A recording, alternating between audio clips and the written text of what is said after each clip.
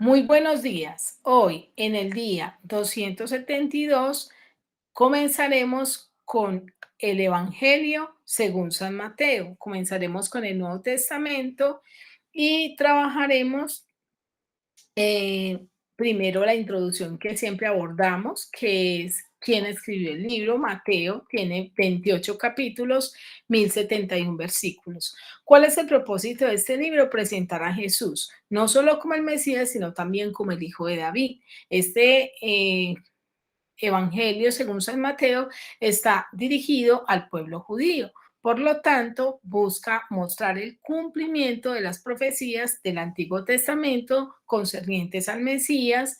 Sus discípulos son llamados a un nuevo pacto, a vivir en una dimensión más alta que el antiguo jamás hubiese alcanzado, y muestra que la ley adquiere nuevo significado y se complementa en la persona, la palabra y la obra de Cristo.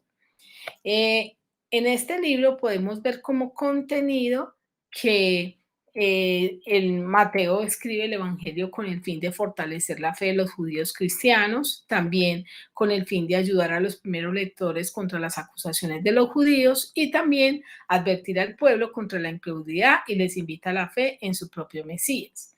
Hoy, en el día 272, leeremos los capítulos 1, 2, 3 y 4 del libro de Mateo. Comencemos.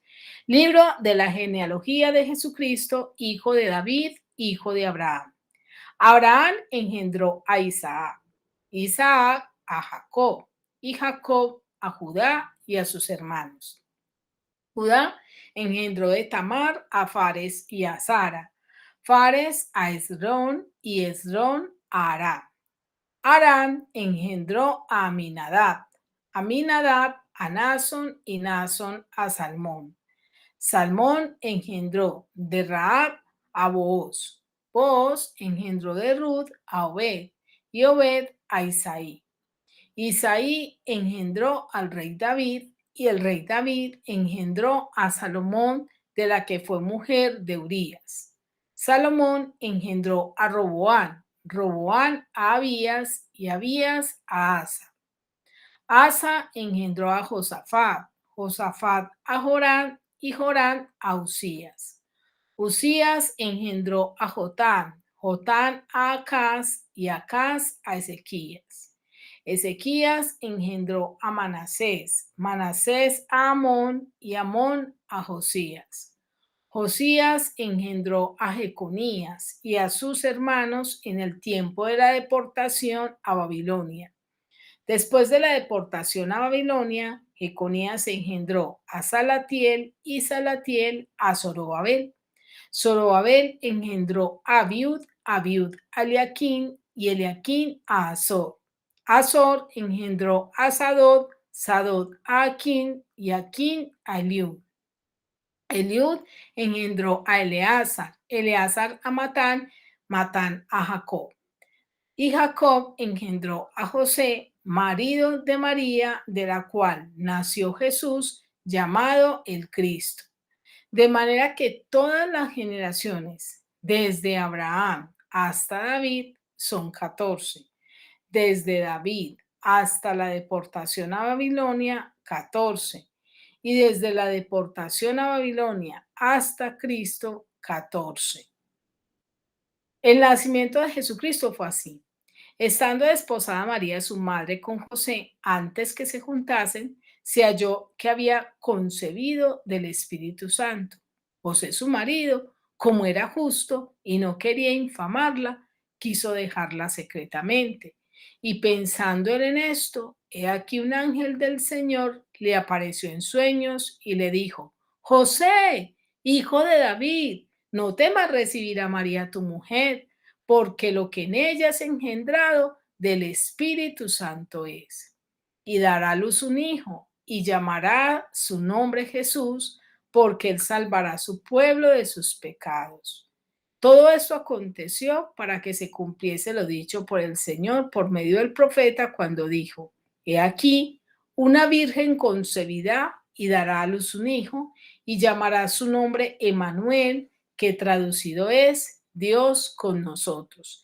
Y despertando José del sueño, hizo como el ángel del Señor le había mandado y recibió a su mujer, pero no la conoció hasta que dio a luz a su hijo primogénito y le puso por nombre Jesús. Ahora leeremos el capítulo 2. Cuando Jesús nació en Belén de Judea, en días del rey Herodes, vinieron del oriente a Jerusalén unos magos, diciendo, ¿dónde está el rey de los judíos que ha nacido? Porque su estrella hemos visto en el oriente y venimos a adorarle. Oyendo esto, el rey Herodes se turbó y toda Jerusalén con él. Y convocados todos los principales y sacerdotes y los escribas del pueblo, le preguntó dónde había de nacer el Cristo. Ellos le dijeron, en Belén de Judea, porque así está escrito por el profeta. Y tú, Belén, de la tierra de Judá, no eres la más pequeña entre los príncipes de Judá, porque de ti saldrá un guiador que apacentará mi pueblo Israel. Entonces Herodes, llamando en secreto a los magos, indagó de ellos diligentemente el tiempo de la aparición de la estrella. Y enviándolos a Belén, dijo, id allá y averiguad con diligencia acerca del niño, y cuando le halléis, hacedmelo saber para que yo también vaya y le adore. Ellos, habiendo oído al rey, se fueron. Y aquí la estrella que habían visto en el oriente iba delante de ellos hasta que llegando se detuvo sobre donde estaba el niño. Y al ver la estrella se regocijaron con muy grande gozo. Y al entrar en la casa vieron al niño con su madre María y postrándose lo adoraron y abriendo sus tesoros le ofrecieron presentes, oro, incienso y mirra. Pero siendo avisados por revelación en sueños que no volviesen a Herodes, regresaron a su tierra por otro camino. Después que partieron ellos, he aquí un ángel del Señor apareció en sueños a José y dijo, levántate y toma al niño y a su madre y huye a Egipto y permanece allá hasta que yo te diga, porque acontecerá que Herodes buscará al niño para matarlo. Y él, despertando, tomó de noche al niño y a su madre y se fue a Egipto. Y estuvo allá hasta la muerte de Herodes para que se cumpliese lo que dijo el Señor por medio del profeta cuando dijo, de Egipto llamé a mi hijo.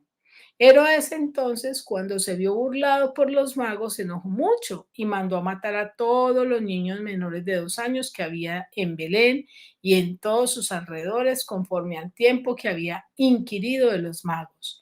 Entonces se cumplió lo que fue dicho por el profeta Jeremías cuando dijo, voz fue oída en Ramá, grande lamentación, lloro y gemido. Raquel que llora a sus hijos y no quiso ser consolada porque perecieron. Pero después de muerto Herodes, he aquí un ángel del Señor apareció en sueños a José en Egipto diciendo, levántate, toma al niño y a su madre y vete a tierra de Israel, porque han muerto los que procuraban la muerte del niño. Entonces él se levantó y tomó al niño y a su madre y vino a tierra de Israel.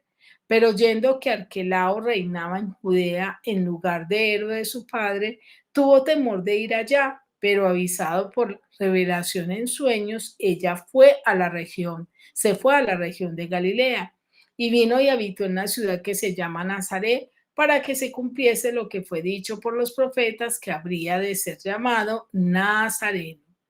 Ahora leeremos el capítulo 3. En aquellos días vino Juan el Bautista predicando en el desierto de Judea y diciendo, arrepentíos porque el reino de los cielos se ha acercado. Pues este es aquel de quien habló el profeta Isaías cuando dijo, voz que clama en el desierto, preparad el camino del Señor e enderezad sus sendas. Y Juan estaba vestido de pelo de camello y tenía un cinto de cuero alrededor de sus lomos y su comida era langostas y miel silvestre. Y salía a él Jerusalén y toda Judea y toda la provincia de alrededor del Jordán, y eran bautizados por él en el Jordán, confesando sus pecados. Al ver él que muchos de los fariseos y de los saduceos venía a su bautismo, les decía, Generación de víboras, ¿quién os enseñó a huir de la ira venidera? Haced pues frutos dignos de arrepentimiento. Y no penséis decir dentro de vosotros mismos, Abraham tenemos por padre, porque yo os digo que Dios puede levantar hijos de Abraham aún de estas piedras. Y ya también el hacha está puesta a la raíz de los árboles. Por tanto, todo árbol que no da buen fruto es cortado y echado en el fuego. Yo a la verdad os bautizo en agua para arrepentimiento, pero el que viene tras mí, cuyo calzado yo no soy digno de llevar, es más poderoso que yo. Él os bautizará con Espíritu Santo y fuego. Su aventador está en su mano y limpiará su era y recogerá su trigo en el granero y quemará la paja en el fuego que nunca se apagará. Entonces Jesús vino de Galilea a Juan al Jordán para ser bautizado por él. Mas Juan se le opone diciendo, yo necesito ser bautizado por ti y tú vienes a mí. Pero Jesús le respondió, deja ahora porque así conviene que cumplamos toda justicia. Entonces le dejó. Y Jesús, después que fue bautizado, subió luego del agua y aquí los cielos le fueron abiertos y vio al Espíritu de Dios que descendía como paloma y venía sobre él. Y hubo una voz de los cielos que decía, este es mi Hijo amado, en quien tengo complacencia. Ahora leeremos el capítulo 4. Entonces Jesús fue llevado por el Espíritu al desierto para ser tentado por el diablo. Y después de haber ayunado 40 días y 40 noches, tuvo hambre. Y vino a él el tentador y le dijo, si eres hijo de Dios, di que estas piedras se conviertan en pan. Él respondió y dijo, escrito está, no solo de pan vivirá el hombre, sino de toda palabra que sale de la boca de Dios. Entonces el diablo le llevó a la santa ciudad y le puso sobre el pináculo del templo y le dijo, si eres hijo de Dios, échate abajo, porque escrito está, a sus ángeles mandará cerca de ti y en sus manos te sostendrá para que no tropieces con tu pie en piedra. Jesús le dijo, escrito está también, no tentarás al Señor tu Dios. Otra vez le llevó el diablo a un monte muy alto y le mostró todos los reinos del mundo y la gloria de ellos. Y le dijo, todo eso te daré si postrado me adorares. Entonces Jesús le dijo, vete, Satanás, porque escrito está, al Señor tu Dios adorarás y a él solo servirás. El diablo entonces le dejó y aquí vinieron ángeles y le servían. Cuando Jesús oyó que Juan estaba preso, volvió a Galilea y dejando a Nazaret vino y habitó en Capernaum, ciudad marítima en la región de Zabulón y de Nectalí, para que se cumpliese lo dicho por el profeta cuando dijo, tierra de Zabulón y tierra de Neftalí, camino del mar, al otro lado del Jordán, Galilea de los gentiles. El pueblo asentado en tinieblas vio gran luz y a los asentados en región de sombra de muerte luz les resplandeció. Desde entonces comenzó Jesús a predicar y a decir, arrepentidos porque el reino de los cielos se ha acercado. Andando Jesús junto al mar de Galilea, vino a dos hermanos, Simón llamado Pedro y Andrés su hermano, que echaban la red en el mar porque eran pescadores. Y les dijo, venid en pos de mí y os haré pescadores de hombres. Ellos entonces, dejando al instante las redes, le siguieron. Pasando de allí vio a otros dos hermanos, Jacobo, hijo de Zebedeo, y Juan su hermano en la barca de Zebedeo, su padre, que remendaban sus redes, y los llamó. Y ellos dejando al instante la barca y a su padre le siguieron. Y recorrió Jesús toda Galilea, enseñando en las sinagogas de ellos y predicando el evangelio del reino y sanando toda enfermedad y toda dolencia en el pueblo. Y se difundió su fama por toda Siria y le trajeron todos los que tenían dolencia, los afligidos por diversas enfermedades y tormentos, los endemoniados, lunáticos y paralíticos, y los sanó. Y le siguió mucha gente de Galilea, de Decápolis, de Jerusalén, de Judea y del otro lado del Jordán. Ahora quiero invitarte a que meditemos y reflexionemos acerca de estos 4 capítulos que hemos leído. En el capítulo 1 podemos ver que Jesús es nuestro único y suficiente Salvador. En el versículo 1 sabemos que, como les dije al comienzo, que este evangelio, según San Mateo, está dirigido al pueblo judío. Por eso comienza hablándonos de Jesús como descendiente de Abraham y de David, como lo muestra el versículo 1. Abraham era el padre de la fe, que los judíos consideran como su padre de la fe, y David ya había en la palabra profecías hablando de que de la descendencia de David vendría el Salvador. Dios obra a través de aquellos que se disponen. De los versículos 2 al 17 vemos una genealogía donde aparecen el nombre de 46 personas, todas ellas diversas. Hay hombres, hay mujeres, entre ellos está Ruth la Moabita, entre ellos está Rahab, entre ellos están personas que eran sencillas del común, pero algunas de ellas dispusieron su corazón para que Dios obrara de una manera maravillosa en sus vidas. Otras, por el contrario, como Manasés y como otros, vivieron una vida sin temor de Dios. Pero aún así, esto nos muestra que Dios tiene el control de toda la historia, que independiente que nosotros decidamos buscarlo o no, Él siempre tiene el control. María fue una mujer que decidió agradar a Dios y eso lo vemos en el versículo 18. Ella fue una mujer que se conservó virgen, pura, que guardó una vida de testimonio y halló gracia delante de Dios. Cuando el ángel le avisa que Dios quería usarla para que a través del Espíritu Santo concibiera y diera luz a Cristo, ella no se negó a ese llamado y ella le dijo al Señor que sí. José fue un hombre prudente, como lo vemos en el versículo 19. Cuando él se dio cuenta de que María estaba en embarazo, quiso abandonarla en secreto.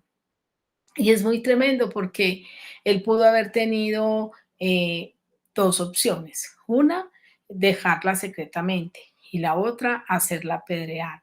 Pero Dios tenía otra opción y era que él se casara con ella. A veces, dentro de las opciones que nosotros tenemos, no se contempla la opción que Dios tiene y por eso es importante que aprendamos a consultar con Dios. Jesús es nuestro único y suficiente Salvador. En el versículo 21 del capítulo 1 dice así: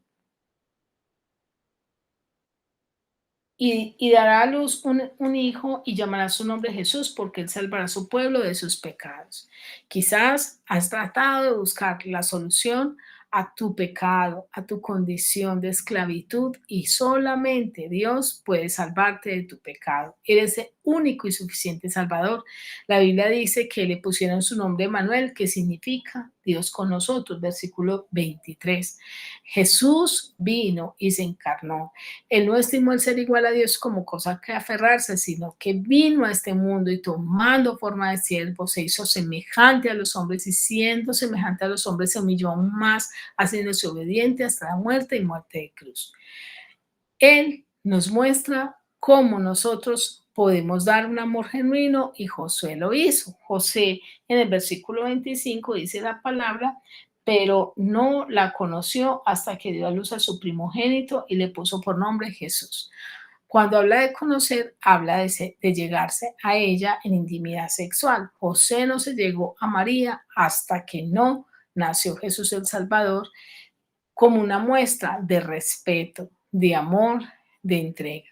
Cuando un noviazgo busca a la pareja esa intimidad y a veces entre ellos se dicen, si me amas, demuéstramelo teniendo intimidad sexual, realmente lo que se están mostrando no es amor, sino pasión. Cuando hay un verdadero amor, se espera, así como lo hizo José. En el capítulo 2 podemos pensar cómo respondemos a Cristo. Aquí vamos a ver varios personajes, entre ellos unos sabios que buscan a Jesús para adorarlo. Aunque aquí expresa de unos magos, hay versiones que hacen referencia a unos sabios y la manera como ellos actuaron muestra que fueron sabios. Cuando ellos buscan a Jesús, lo hacen para adorarlo. Ellos eran personas que quizás no tenían el conocimiento que tenían los escribas, los fariseos, los sacerdotes de la época, pero tuvieron la sensibilidad para entender que Jesús había nacido y querían ir a adorarle. Héroes y los de Jerusalén, en cambio, se turbaron. En el versículo 3 dice que cuando ellos se dieron cuenta de esta noticia, se turbaron. Hoy en día pasa lo mismo. Muchas personas ante Jesús se acercan para adorarlo, pero otras se turban, dicen, no quiero que me hables de eso, no me hables de Dios, háblame de otra cosa, eso es un tema aparte. ¿Y por qué se turban? Porque no quieren ser confrontados con su realidad. Los sacerdotes conocen, pero no actuaron de acuerdo a la escritura. En el versículo 4 al 6, cuando Herodes les pregunta dónde iban a ser el Cristo, ellos dijeron en Belén y dieron referencia a una palabra profética que habla de su nacimiento. Sin embargo, no se cercioraron de estar pendientes, sabiendo que estaban cerca, casi que a 8 kilómetros, de ir para adorarle, mientras que los sabios venían del oriente y habían recorrido mucha distancia para adorar a Jesús. Muchas personas dicen conocer la Biblia o van a una iglesia, sin embargo, no actúan de acuerdo a las escrituras. Herodes aparenta una entrega, pero no es una entrega sincera. Él le dice a los sabios, vayan y adórenlo. Y cuando ustedes lo encuentren, vengan y me dicen para yo también ir a adorarle. Sin embargo, no era una actitud sincera y de corazón. Ante la presencia de Jesús, estos sabios expresan un verdadero grande gozo, una humillación y una adoración. Y eso lo vemos en los versículos 9 al 11. Y eso es lo que sucede ante toda persona que realmente tiene una experiencia con Cristo, porque Cristo es el único que puede llenar cualquier vacío del corazón. Y ante eso, ellos presentan una obediencia, primeramente a Dios antes que a los hombres. Herodes les había dicho que les avisaran dónde estaba el Cristo y sin embargo, Dios se manifiesta a ellos y les dice que vayan por otro camino y ellos prefieren obedecer a Dios. En el capítulo 3, el Señor nos hace pensar cómo está nuestro corazón. Allí vemos a Juan el Bautista que está predicando en el desierto.